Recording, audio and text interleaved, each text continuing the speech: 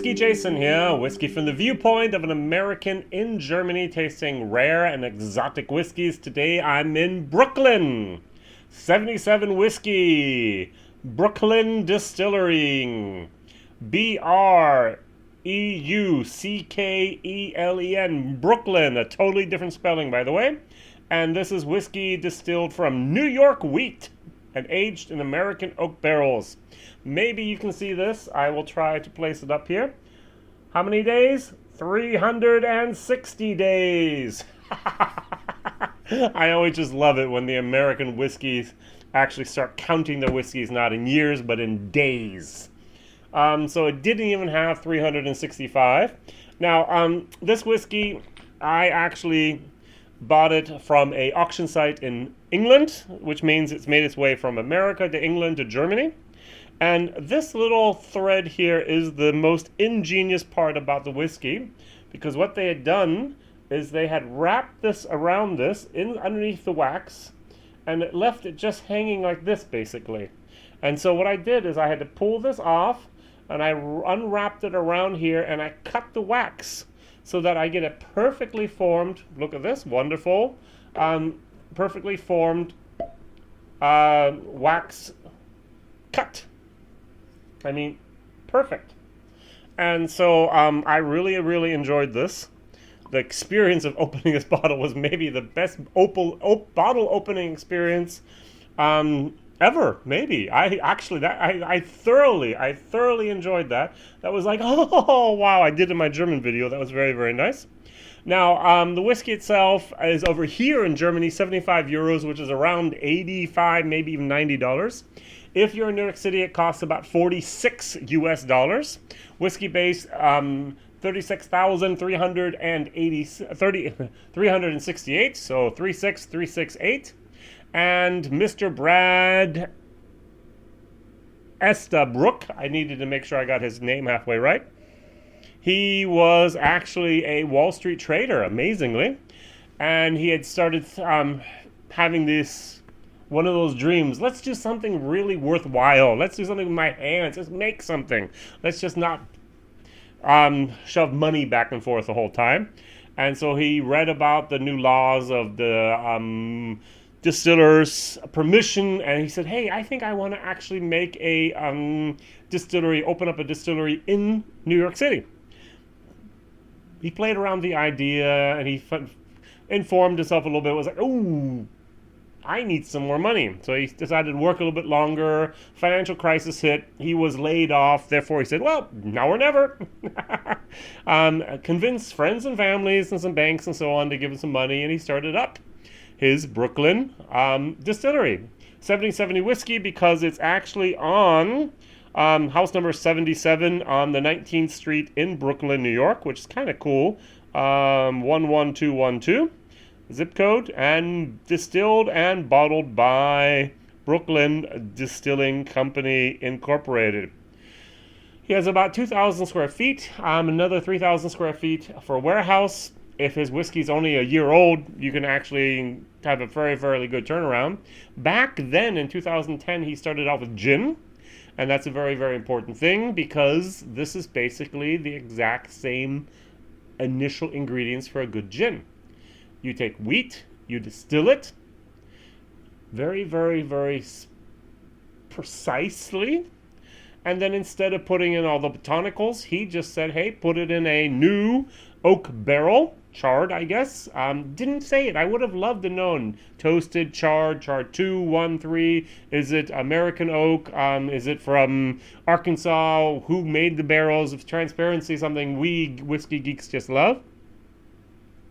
And so, but the color is fantastic, as you can see. All natural color. And so this is a 100% wheated whiskey.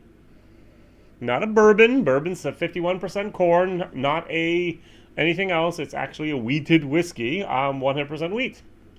And aged 360 days in that American oak barrel. So they have the warehouse someplace else, just down the street, and they bring back the barrels, and they actually have their bottling site at the exact same place where they have their distillation process. So they now have a straight bourbon wheated whiskey, bottled in bond, which I would be very interested in.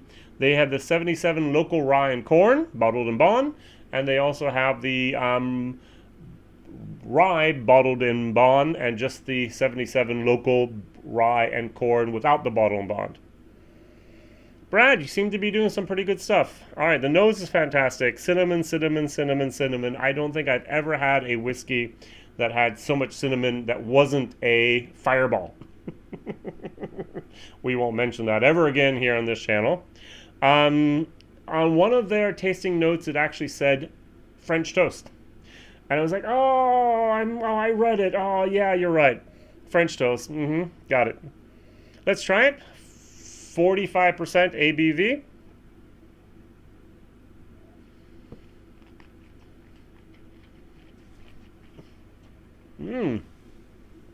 Wow. That gets really hot.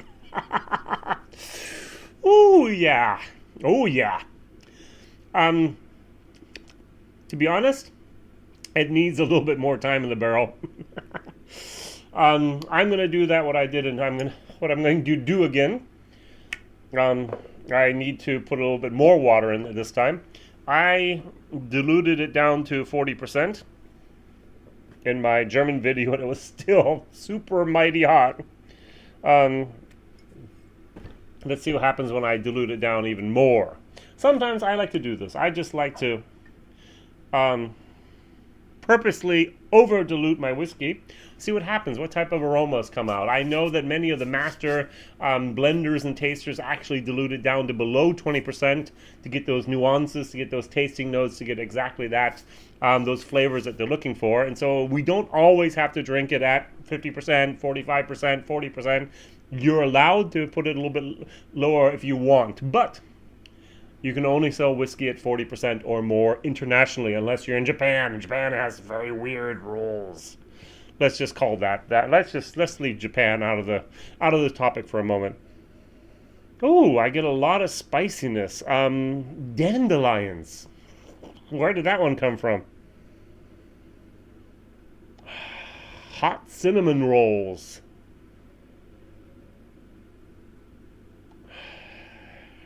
If I didn't know so, I would actually say there's a little bit of rye in there, but it can't be. It's 100% wheat.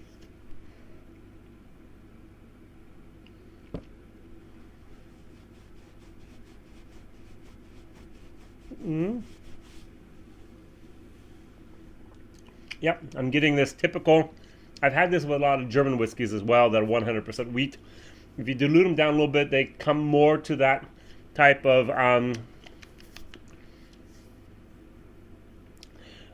very malt forward, a little bit of a hay moment, a little bit of a if you ever had the rucola, those Swiss cough drops, and there are like 32 different herbal plants in there, and you just kind of had, if you actually had one of those in your mouth and then you drank a little bit of water, you came back, you drank a little bit more water, very diluted herbal tea.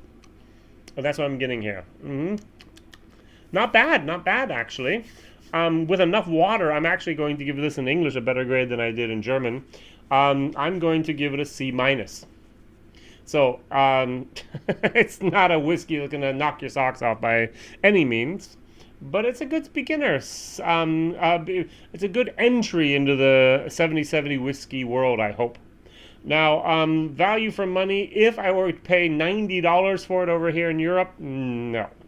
That's definitely going to be a D-. If I can buy it as a souvenir at the shop for $46, $48, that could be interesting. That could actually be a C.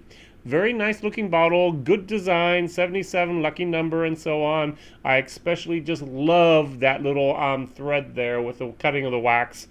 As I said, that made my day. Question of the day. What was your best experience opening up a bottle?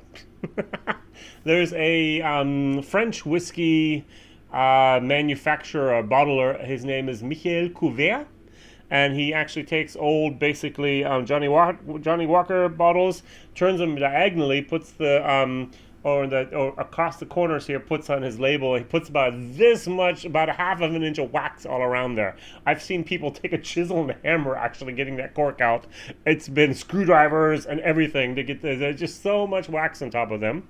What has been your most frustrating experience? What has been your best experience of opening a bottle? I actually must say this was in one of my top, maybe probably 3 moments of actually just pulling for the first time that thread and just slowly wrapping around and cutting the wax and just pulling the thread off and just getting that cap off so easily. I thoroughly enjoyed it. If you've ever done any type of Knob Creek, you know that when a little bit cold, that just brittles. If you've ever done Booker's, you know sometimes that tab actually is broken off a few times for me, and it's like, what do you do now, and so on. And so the wax can be, of course, a little bit tricky. You have your maker's marks. Of course, nothing can drip. We all know the dripping is only patented here by Maker's Mark. So we can't drip it, but we can actually keep the wax. And they actually turn the bottles upside down like this while it's drying so that there's no dripping at all whatsoever possible. And you actually do see that the wax here is thinner and it gets thicker here. And the opposite, if you actually feel your Maker's Mark, it's thin.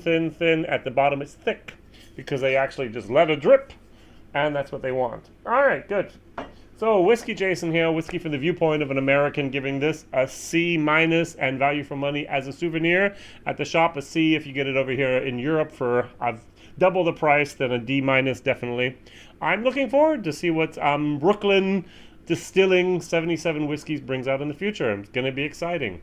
Thank you very much for watching. Please like, please subscribe, please share. Please tell others about this crazy American over here in Germany tasting whiskey you might never see and probably won't get your hands on. All right, all the best. Bye-bye.